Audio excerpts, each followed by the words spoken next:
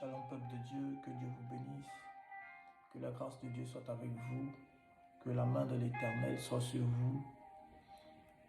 Je ne sais pas quel jour ou à quelle heure vous allez voir cette vidéo, mais nous sommes samedi le 3 avril, samedi 3 avril 2021. Nous sommes pratiquement aux environs de 4h, 5h du matin. Et le Seigneur me met à cœur quelque chose. Le Seigneur me met à cœur des paroles pour la Côte d'Ivoire, des paroles pour le peuple ivoirien.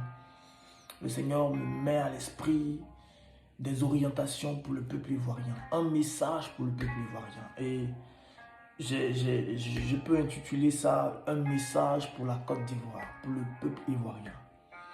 Et je crois il y a 4 mois en avant, le Seigneur nous avait instruit pendant un live. Le Seigneur nous avait instruit sur un message sur la Côte d'Ivoire. Il nous a fait savoir que c'était un jugement qu'il était en train d'apporter à la Côte d'Ivoire. C'était un jugement qui était en train de s'écouler sur la Côte d'Ivoire. On avait dit comme ça dans la prophétie poussée par l'Esprit de Dieu que au temps marqué, le Seigneur va susciter des personnes qui vont rétablir cette paix que la Côte d'Ivoire avait connue dans son passé. Cette véritable paix dans laquelle nous avons baigné durant notre passé. Dieu suscitera des personnes. Dieu suscitera des personnes qui vont rétablir cette paix, qui vont rétablir cette brèche qui a été faite dans cette nation. Nous l'avons dit et le Seigneur nous instruit des mois après par sa grâce. C'est par l'Esprit qui nous oriente. Il nous oriente encore sur le sujet de la Côte d'Ivoire, Et le Seigneur, pendant que je recevais ces messages, j'étais épris de froid.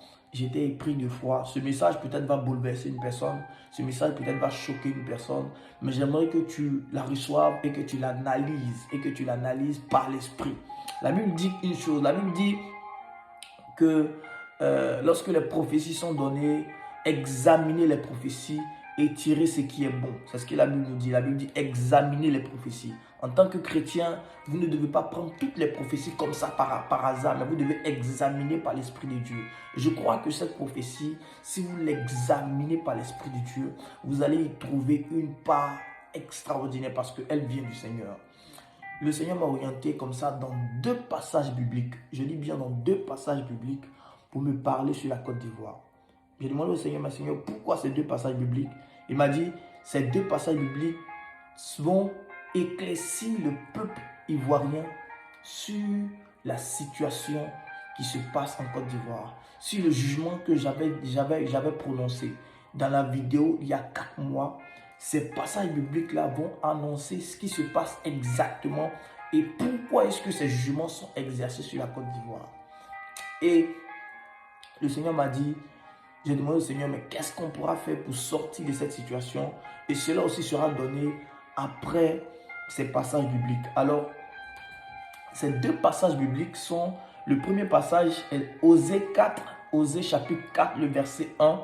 Le Seigneur me dit dans Osée chapitre 4, le verset 1, il m'oriente dans ce passage. Et lorsque je lis ce passage, je retrouve des choses vraiment qui sont exactement vraies et qui se manifestent dans cette nation. Et quand je lis Osée chapitre 4 dans lequel le Seigneur m'envoie, je me rends compte que la situation de la Côte d'Ivoire est une situation qui sera passagère. Ce n'est pas une situation qui va nous emporter, mais c'est une situation dans laquelle nous allons triompher parce que le Seigneur est fidèle. Je vais te lire ce passage que le Seigneur m'a mis à cœur, que le Seigneur m'a orienté, qui est Osée chapitre 4, le verset 1 à 10. Et j'aimerais qu'après, tu prennes ce passage chez toi à la maison et que tu médites dessus. Et le Seigneur aussi est capable de te parler. Et voici le passage que le Seigneur m'a donné. Écoute, parole de l'Éternel, enfant d'Israël, donc je dirais enfant de Côte d'Ivoire, car l'Éternel a un procès avec les habitants du pays de la Côte d'Ivoire. Parce qu'il n'y a point de vérité dans ce pays. Oh my God. Parce qu'il n'y a point de vérité dans ce pays. Point de miséricorde dans ce pays. Point de connaissance de Dieu dans ce pays. Oh my God. Je me suis dit, arrivé là, je me suis dit, Seigneur, c'est trop fort. Comment est-ce que tu m'emmènes dans ce passage et on dit point de connaissance de Dieu dans ce pays. Et là, le Seigneur me dit, ce n'est pas qu'il n'y a pas de chrétiens, mais c'est que le peuple de Dieu même est tombé dans une compromission sans pareil. Le peuple de Dieu est tombé dans une dévaluation des Écritures sans pareil. Et mon peuple m'adore du bout des lèvres, mais mon peuple ne me connaît pas réellement. Et je continue la lecture. Dans le verset 2, il a dit, il n'y a que parjure et mensonge, assassinat, my God, il n'y a que assassinat, vol, adultère, on use de violence, on commet des meurtres sur meurtres. C'est pourquoi le pays sera en deuil. Oh my God, je répète cette phrase qui a sonné dans mes oreilles pendant que je lisais. C'est pourquoi ce pays sera en deuil. C'est pourquoi ce pays sera en deuil. Rabba Shakataba. C'est pourquoi ce pays sera en deuil. Tous ceux qui l'habitent seront languissants. Et avec eux, les bêtes des champs, les oiseaux du ciel et même les poissons de la mer disparaîtront. Oh my God. Oh my God. Je lisais ce passage et j'étais pris d'effroi comme je l'ai dit au départ. J'étais pris d'effroi et de peur et de crainte. Je dis, mais Seigneur, ce message est aussi fort. Il dit, mais que nul ne contexte, que nul ne se livre aux reproches, car ton peuple est comme ceux qui disputent avec les sacrificateurs. Oh my God. Le peuple de Côte d'Ivoire est comme un peuple qui dispute avec les sacrificateurs, qui dispute avec ceux-là qui sont réellement établis. Ils disent que non, cet homme ment, cet homme ne dit pas la vérité. Et aujourd'hui, c'est ça qui tue l'Église, c'est ça qui tue la Côte d'Ivoire, le véritable, je dis bien le véritable sacerdoce est bafoué en Côte d'Ivoire. J'étais pris d'effroi quand je lisais ce passage dans lequel le Seigneur m'a orienté. Au verset 5, il dit, tu tomberas de jour. Le prophète avec toi tombera de nuit. Écoutez-moi très bien. Tu tomberas de jour. Et les prophètes qui te conduisent mal, comme je l'ai dit dans la vidéo il y a 4 mois, que la Côte d'Ivoire n'a pas une orientation spirituelle. Et ceux-là même par lequel le Seigneur utilise pour orienter la Côte d'Ivoire sont méprisés. Ne sont pas écoutés pour la plupart. Et c'est ce que le Seigneur me disait. Mais ceux-là qui conduisent la Côte d'Ivoire à la perdition, c'est ceux-là que les gens écoutent. C'est derrière ces personnes-là que les gens courent. Et la Bible dit dans ce passage que tu tomberas de jour, toi, peuple. Mais ceux-là qui te conduisent mal tomberont aussi de nuit. Et le Seigneur me disait comme ça que beaucoup cette année seront enlevés. Beaucoup de personnes qui servent Dieu dans la compromission seront enlevées. Je le dis encore. Beaucoup de personnes qui servent Dieu dans la compromission seront enlevées. Retenez cette parole. Seront enlevées. Et je détruirai ta mère. Mon peuple est détruit parce qu'il manque de connaissance. Puisque tu as rejeté la connaissance, je te rejetterai. Et tu seras dépouillé de mon sacerdoce. Puisque tu as oublié la loi de ton Dieu, j'oublierai aussi tes enfants. Plus ils se sont multipliés, plus ils ont péché contre moi. Plus le peuple de Côte d'Ivoire s'est multiplié, plus ce peuple-là commence à se mettre dans une compromission, dans des choses qu'on ne connaissait pas avant. Et aujourd'hui, si vous partez en Côte d'Ivoire, vous allez voir des choses qui sont tellement abominables, des choses qu'on ne voyait pas avant. Et quand j'ai été orienté dans ce passage, j'ai dit, oh mon Dieu, Seigneur, comment est-ce que tu nous connais? Tu connais la Côte d'Ivoire plus que nous-mêmes. Le Seigneur est merveilleux. Et il dit, puisque tu as rejeté la connaissance, je te rejetterai. Et tu seras dépouillé de mon sacerdoce. Puisque tu as oublié la loi de ton Dieu, j'oublierai aussi tes enfants.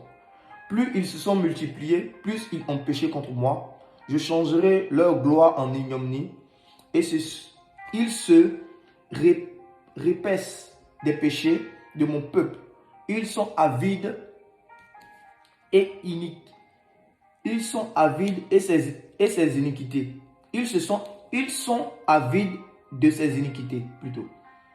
Il en sera, vous comprenez, je suis pris de froid même dans la lecture. Je suis pris de froid et mon âme est languissante même dans la lecture.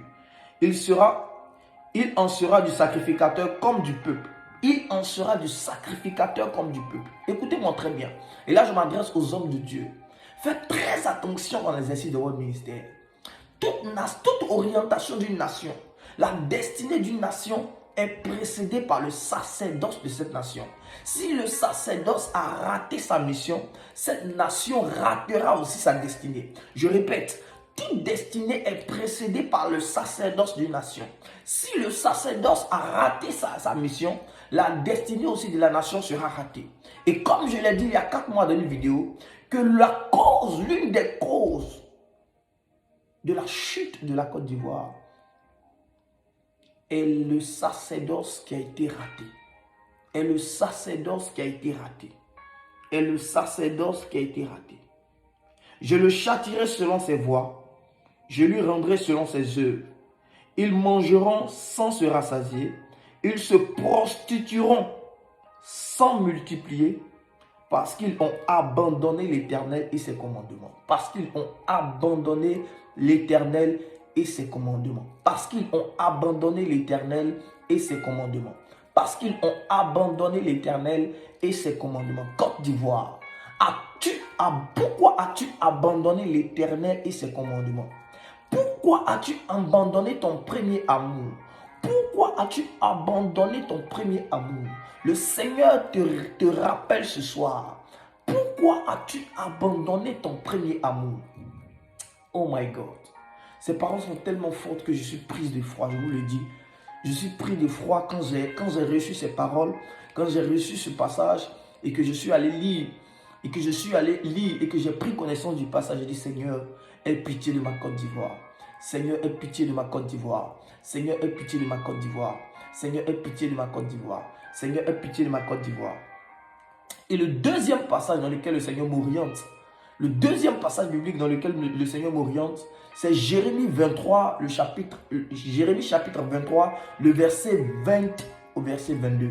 Jérémie chapitre 23, le verset 20 au verset 22.